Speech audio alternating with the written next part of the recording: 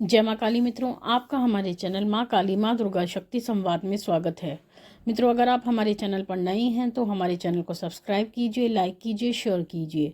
साथ ही notification bell को भी प्रेस कीजिए, जिससे हमारी आने वाली वीडियोस का नोटिफिकेशन आपको तुरंत मिल जाए। मित्रों, आज का जो विषय है वो विषय ये है कि इस गुप्त नवरात्रि में हम क्या अनुष्ठान करें, किस प्रकार से करें। तो उसी से संबंधित ये वीडियो है, तो वीडियो का आप पूरा सुनिएगा, तभी आपको पूरी बात समझ में आएगी। देखिए, आप सभी जानते हैं कि गुप्त नवरात्रि प्रारंभ होने जा रहे हैं और गुप्त नवरात्रि 22 जनवरी से प्रारंभ हो रहे हैं और इनका समापन 30 जनवरी को होगा। तो ऐसी परिस्थिति में सभी लोग जो साधक हैं वो भी, जिन्होंने गुरु धारण किया है वो भी, जिन्होंने गुरु धारण नहीं किया है वो भी, सभी लोग साधना करना चाहते हैं। और साधना जो की जाती है वो ईश्वर की कृपा प्राप्ति हेतु, साथ ही अपने भौतिक उद्देश्य की प्राप्ति हेतु, अपनी मनोकामना पूर्ण करने के लिए की जाती है। तो इससे संबंधित ये बात निकल के आती है कि हमें किस चीज़ की साधना करनी चाहिए, हम क्या ऐसी साधना करें जिससे हमें लाभ भी हो और ईश्वर की कृपा प्राप्त भी हो। देखिए, सर्वोत्तम जो साधना मानी जाती है, सर्वोत्तम, अगर आप असमंजस की स्थिति में हैं कि हम क्या करें क्या ना करें, तो आप अपने मस्तिष्क में इस बात को रखें कि आपने अगर गुरु धारण किया है, गुरु धारण जब किया जाता है तो आपको गुरु मंत्र प्राप्त होता है। अगर आप कुछ नहीं कर सकते तो इन गुप्त नवरात्र में आप गुरु मंत्र का जाप करें, और गुरु मंत्र का जितना अधिक जाप आप कर सकते हैं उतना ही सर्वोत्तम होता है। गुरु मंत्र का जाप करने से पहले आपको गुरु आज्ञा लेने की आवश्यकता नहीं होती।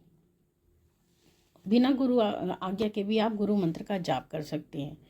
साथ ही इन गुप्त नवरात्रि में आप अपने इष्ट देव का मंत्र भी जाप कर सकते हैं। अगर आप के इष्ट देव भोलेनाथ हैं तो आप ओम नमः शिवाय का जाप कर सकते हैं, या जो भी आपके इष्ट देव हैं उनके मंत्र का जाप आप आसानी से कर सकते हैं।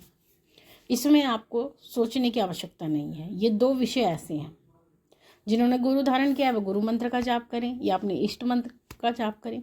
जिन्होंने गुरु धारण नहीं किया है वो केवल अपने इष्ट मंत्र का जाप करें। लेकिन उसके बाद भी बहुत सारी ऐसी चीज़ें होती हैं, बहुत सारे हमारे जीवन में ऐसी समस्याएं होती हैं जिनसे हम छुटकारा चाहते हैं, या जिनसे हम चाहते हैं कि हमें उनमें लाभ हो, हमारी परेशानियां दूर हों। देखिए, कुछ लोगों के जीवन में, या बहुत लोगों के जीवन में हम कह सकते हैं, जो परेशानी होती है वो धन की होती है। यानी धन की कमी के कारण वो बहुत सारी परेशानियों से गुजरते हैं, और उसकी प्राप्ति हेतु यानी लक्ष्मी प्राप्ति हेतु अगर आप इन गुप्त नवरात्रि में कुछ करना चाहते हैं तो आप श्री सूक्त का पाठ कर सकते हैं। श्री सूक्त का पाठ आपको कैसे करना है? श्री सूक्त का पाठ आप इस गुप्त नवरात्रि में 108 पाठ आप कर सकते हैं। 108 पाठ आपको करने हैं, तो इसका अर्थ हो गया कि आपको 12 पाठ प्रतिदिन करने हैं। अगर आप 12 पाठ प्रतिदिन करते हैं तो 9 दिन में जाकर के 108 पाठ होते हैं। तो लक्ष्मी की प्राप्ति हेतु आप श्री सूक्त का पाठ कर सकते हैं। अगर आपके ऊपर, आपको ऐसा लगता है कि किसी ने हमारे ऊपर बंधन लगा रखा है या हमें बंधनों में बांध रखा है, आपको कोई रास्ता नज़र नहीं आ रहा है, तो ऐसी परिस्थिति में आप 12 पाठ रोज हनुमान चालीसा के भी कर सकते हैं। तो अगर आप 12 पाठ रोज करेंगे तो 9 दिन में 108 पाठ हो जाते हैं। तो 12 पाठ यानी 12 पाठ आप हनुमान चालीसा के इन गुप्त नवरात्रि में कर सकते हैं। अगर आप आपकी सुरक्षा चाहते हैं, अपने घर की सुरक्षा चाहते हैं, तो उसके लिए आप दुर्गा कवच का पाठ कर सकते हैं। दुर्गा कवच का पाठ भी आपको इन 9 दिनों में 108 पाठ करने हैं।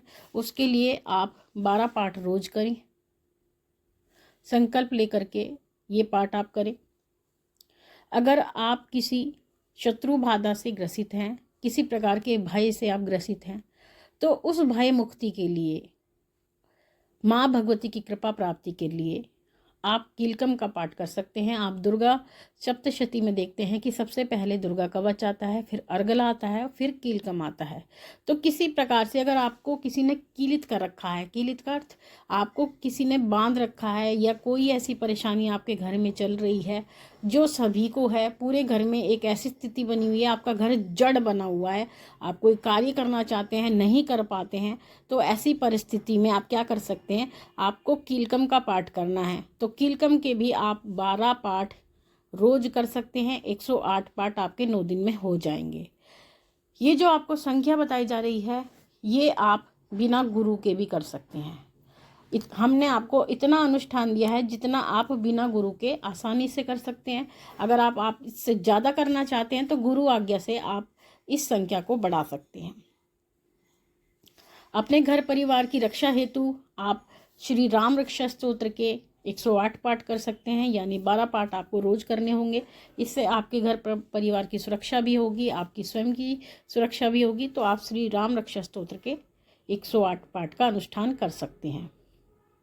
अगर आपके घर में जो विद्यार्थी हैं, जिनका विद्यार्थी जीवन चल रहा है, जो अपनी पढ़ाई में सफलता चाहते हैं, कुछ प्राप्त करना चाहते हैं, वो चाहते हैं कि अगर उनकी बुद्धि का विकास उतना नहीं है जितना होना चाहिए, तो बुद्धि की प्राप्ति हेतु, ज्ञान की प्राप्ति हेतु आप गणेश जी की मूल मंत्र की 12 माला रोज कर सकते हैं, यानी 9 दिन में 108 माला हो जाएंगी। तो आप ओम गंग गणपति नमः इस मंत्र की आप 12 माला रोज कर सकते हैं। तो 9 दिनों में आपकी 108 माला का अनुष्ठान संपूर्ण हो जाएगा। अपने इष्ट देव की माला, आपके जो भी इष्ट देव हैं, चाहे भोलेनाथ हो, माँ दुर्गा हो, भगवान कृष्ण हो, बजरंग बली हो, तो उनके मंत्र का जाप भी आप कर सकते हैं, उनके मंत्रों का अनुष्ठान भी आप कर सकते हैं। इष्ट मंत्र का अनुष्ठान आप कर सकते हैं। अगर ज़्यादा नहीं कर सकते तो 108 माला का आप अनुष्ठान कर सकते हैं। तो उस हिसाब से आपको 12 माला रोज करनी होगी। अगर भोलेनाथ है तो ओम नमः शिवाय का जाप करें। अगर आपके इष्ट देव श्री कृष्ण हैं तो ओम नमः भगवते वासुदेवाय का जाप करें। अगर आपके इष्ट देव हनुमान जी हैं तो ओम श्री रामदूताय नमः का जाप करें। तो इस प्रकार से उनके मूल मंत्रों का जाप आप कर सकते हैं। एक छोटा सा अनुष्ठान इस गुप्त नवरात्रि में आप कर सकते हैं। अगर माँ दुर्गा आपकी इष्ट है तो माँ के मंत्र ओम दुम दुर्गाय नमः का आप 12 माला रोज जाप कर सकते हैं। या फिर आप माँ दुर्गा, माँ काली, माँ लक्ष्मी, माँ सरस्वती, इन सभी देवियों की कृपा चाहते हैं, इन सभी शक्तियों की कृपा चाहते हैं, तो आप निर्वाण मंत्र का भी जाप कर सकते हैं। छोटा सा अनुष्ठान कीजिए, बिना गुरु के आप आसानी से कर पाएंगे। आप 12 माला रोज कीजिए, 108 माला आपकी 9 दिन में पूर्ण हो जाएंगी। तो ये छोटे छोटे अनुष्ठान आप बिना गुरु के भी कर सकते हैं, क्योंकि हमने आपको पहले भी यही कहा था कि इस बार जो हम अनुष्ठान लेके आएंगे वो इस प्रकार का अनुष्ठान होगा कि जिसमें आप बिना गुरु के भी छोटा अनुष्ठान करके देव कृपा को आसानी से प्राप्त कर पाएंगे। आप इन अनुष्ठानों को कीजिए, आपको बहुत लाभ प्राप्त होगा। साथ ही आप ये भी ध्यान में रखें, जब आप इन अनुष्ठान को प्रारंभ करें, जो अनुष्ठान हमने आपको बताए हैं, तो कुछ इससे संबंधित नियम हैं जिनका आपको पालन करना होगा। वो कौन से नियम होंगे वो आपको हम अपनी अगली वीडियो में बताएंगे। तब तक के लिए माँ भगवती से यही प्रार्थना करते हैं कि वो आपके भंडारे भरती रहे, आपकी सभी मनोकामनाओं को पूर्ण करती रहे, आप पे अपना पूर्ण आशीर्वाद बना के रखे। आपसे फिर मिलते हैं अपनी अगली वीडियो में। तब तक के लिए जय महाकाली, जय महाकाल।